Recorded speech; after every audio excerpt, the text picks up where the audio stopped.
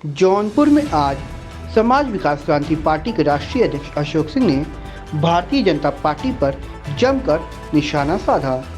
उन्होंने कहा कि भाजपा जुमलेबाजों की सरकार है। साथ ही उन्होंने कहा कि अब तक हमने 26 प्रत्याशियों की 2 सूची जारी की है, जिसमें से स्वयं राष्ट्रीय अध्यक्ष अशोक सिंह खुद जौनपुर 73 लोकसभा से प्रत्याशी हैं।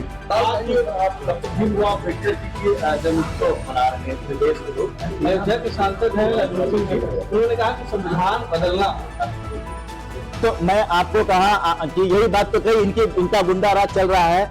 हमने कहा कि हम जो अब 2024 का चुनाव होने जा रहा है, मैंने कलेक्टर से भी मिलकर यही बात कही है कि निष्पक्ष चुनाव होना चाहिए।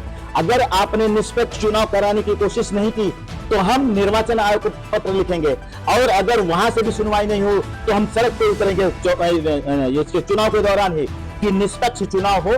क्योंकि अगर हम कहीं जाते हैं 10 मिनट लेट होते हैं, आचार संहिता का उल्लंघन होता है, तो हमें जेल में बंद कर दिया जाता है और हमें जमानत लेने की जरूरत पड़ती है।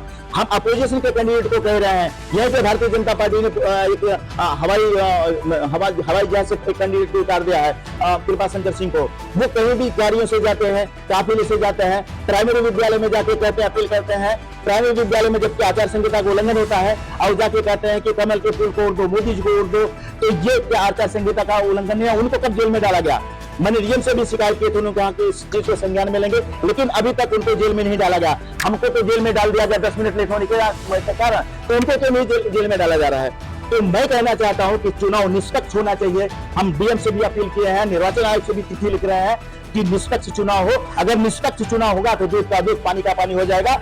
समाज विकास क्रांति पार्टी पूरे देश में जीत के आएगी, उसके बगैर किसी की सरकार नहीं बनेगी और राम राज्य होगा। मैं आपको दावे के साथ कहता हूं पूरे हिंदुस्तान में। इन सीटों पर लड़ रहे हैं और कैसे सरकार बनाएंगे, क्या योजना? मैं कहा 26 मैंने डिक्लेयर कर दिया है।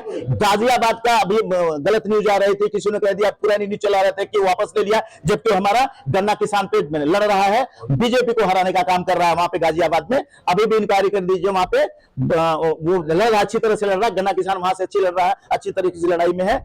हमारे ऐसे 26 उम्मीदवार अभी भी लड़ाई में है और हम 100 तक पहुंचने का काम करेंगे। 2 दिन बाद फिर प्रेस कॉन्फ्रेंस 52 का हम तैयार किए हुए हैं।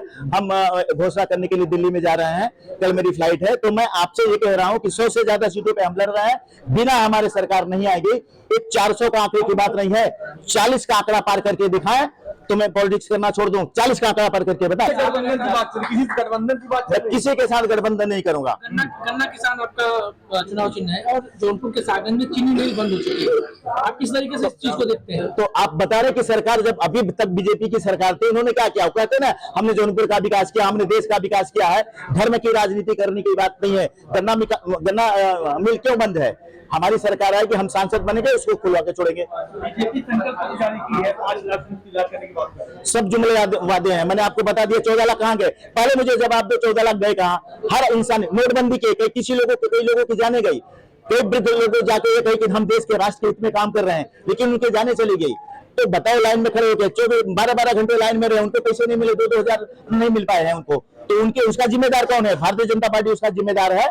और आज तक बताओ स्विस बैंक से कहां पैसा है, किसके अकाउंट में है? जो वृद्ध खत्म हो गई लाइन लगा के, जिनकी मृत्यु हो गई इस गर्दी में, उनके परिवार को कितने लाख रुपए मिले, ये मुझे बताएं।